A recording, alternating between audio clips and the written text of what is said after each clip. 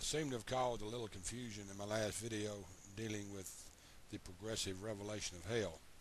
And if I've confused someone on that, I apologize for it. Maybe a better term would have been the Christian development of hell from the Old Testament into the New Testament. I just chose the term progressive revelation because there is a progression of understanding about the Christian hell in the Old Testament and the full development of that doctrine in the New Testament. So if I confused you on that, I apologize, and now hopefully we can pull these two ships alongside each other where people can look at Labarum312 videos and mine and hopefully get a better understanding of what the Bible teaches about hell. And as Labarum312 pointed out, we are on the same page on this. I just approached it from a different direction, and if I misled you on that, I apologize for that. So from now on, I'll just simply use the Christian development of the doctrine of hell from the Old Testament to the New Testament. And to me, there is a progression of understanding about the doctrine of hell in the Old Testament with the full development coming in the New Testament. The afterlife was in the minds of a lot of cultures, not just the people of Israel. We can see the people thoughts of the afterlife in Egypt, Babylon, Greece, the Assyrian Empire of the past, and a lot of civilizations and cultures had some idea of the afterlife. In fact, there are those who believe that the thought of Sheol to the Jewish people came during Assyrian captivity, which would have been circa 850 or so, when they were taken exile into Assyria. But the Torah pretty much dispels that for me, where it talks about in Genesis 25:8, 25:17, 35:29, and 49:33 about some of the patriarchs who died and went to be with their kinsmen. Now, in those verses that I gave you in Genesis 25:8, 25:17, 35:29, and 49:33, the word Sheol isn't mentioned there, but you can see some thought of the afterlife in the thinking of the Jewish people. Now, the word hell is, or Sheol is, in Genesis 37:35, and where it uses the word grave, and the word grave there is rendered the Hebrew number 7585, which is Sheol. So there is ample evidence in the Torah, especially in Genesis, that predates the exile in Assyria, that shows there was already some thought of the afterlife to the people of Israel, and even to the point of where in Genesis 37:35 it was called Sheol. Now, I don't believe they saw this as a place of rewards and punishments, which we get in the fully developed doctrine of the doctrine of hell. But it does progress to where they do come to an understanding of Sheol as a place of rewards and punishments in the Old Testament. And we can see in Amos 9:2-3, where hell is rendered Sheol again, that God is in control of Sheol, or another term people have used is the netherworld.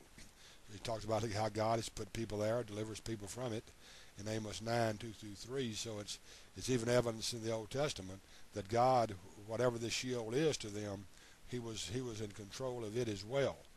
And while I mentioned earlier that it wasn't the earlier stages of Sheol to the people of Israel may not have been a place of rewards and punishment. It may just been a common grave where both good and evil go. Apparently, it began to develop into something that meant a place where good was on one side and evil was on the other, kind of like a gulf between people, as in the parable of the rich man and Lazarus in Luke. But you can see that from Isaiah 14:9-11, where it describes the king of Babylon there, who was an enemy of God, how he will be brought down to the grave, or to Sheol as well, and it is seen as a victory over the enemy. So apparently the Isaiah and the people of his time saw those who went into Sheol, or their enemies that had been defeated, that may have gone into Sheol. It was developed here where they looked at it as a victory over the enemy. So there is, to me, a development of what hell, of what they pictured hell as being. As more revelation or more Bible became known, there seemed to be a development of an understanding that hell was more than just a place of common grave where good and evil went. That indeed maybe it was a place of separation. They all went to one place, but there was a separation in this gulf between them where the good was going to be on one side and the bad would be on the other. And that's what I was wanting to point out about the development of hell in the Old Testament as compared to the full development of the Christian doctrine of hell in the New Testament. That the Sheol, as Labarum312 pointed out, is the Greek word Hades in the New Testament. In fact, it's rendered some places in the Old Testament as Hades, in one or two places that I know of anyway. But there is this development of the doctrine, the Christian doctrine of hell in the Old Testament. And what I meant by progressive revelation now is that in the Old Testament, it is not fully developed for us, where we can see that there's a heaven and there's a hell. It's not fully developed in the Old Testament, but there is some type of understanding that it is a place of separation from God, and they believed in this afterlife place called Sheol. But through an understanding then, the Christian doctrine of hell was beginning to develop. And then when you come to the New Testament, then you see that doctrine fully developed then. So Sheol, though, was sometimes it was viewed as just a family tomb, but later it seemed to even spread out to a much larger scale. As I mentioned, those places in Genesis where the patriarchs went to be with their kinsmen or their family, it seemed at first maybe it was just a family tomb of some kind, but was then enlarged to later on to include everyone who had died and gone into Sheol. So there is a development of the doctrine of hell that is beginning to come out in the Old Testament, and we understand it and can see it there, where even the thoughts about Sheol change from just a common grave to a place for both good and bad, and to a place where enemies were sent. And even in Isaiah 5:14, the word hell is used there, but again it's the word Sheol that we know from the Old Testament. So to those who listened to that first video, this is what I was trying to point out, where the people of Israel had an understanding of some place called Sheol in Genesis, and where they may have had a simple understanding of it, it seemed to me that it spread out more and more to a place where the enemies went, to a place of where the family was that was enlarged on a bigger scale to where a lot of people went to. But the doctrine of hell, the Christian doctrine of hell, was being brought along in the Old Testament. And when we reach the New Testament, that's what I'll be talking about in the next video, is how it came about in the New Testament. We can see then the fully developed doctrine of hell. So I hope this understands what I meant by the progressive revelation of hell.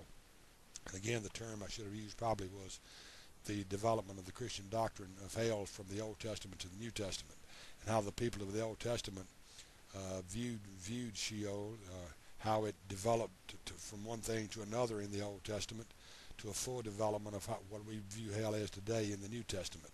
So if I confused you on that first video, I apologize on it, and I hope you understand now where I'm coming from, and hopefully our ships have docked alongside each other, where you can look at Labarum312 videos and my videos and ask questions, and or even make good statements for us. There's something we may have overlooked. Make the comment for it or ask questions about it. So hopefully when we're through this series, those who watch the videos can have a better understanding about the development of the Christian doctrine of hell. And again, I appreciate Albert and his excellent videos that he is using to point out the words and how they mean the same thing, or in places mean different things. I appreciate his doing the word study on this, and I encourage you to support Albert, subscribe to him, and look at his videos, and help us out on this too. I mean, two people putting their minds together can only produce so much, but when a lot of you come in and make comments and let us know that you appreciate it or that you're learning something from it, it surely adds to the videos. So until then, this has been Golly saying, God bless.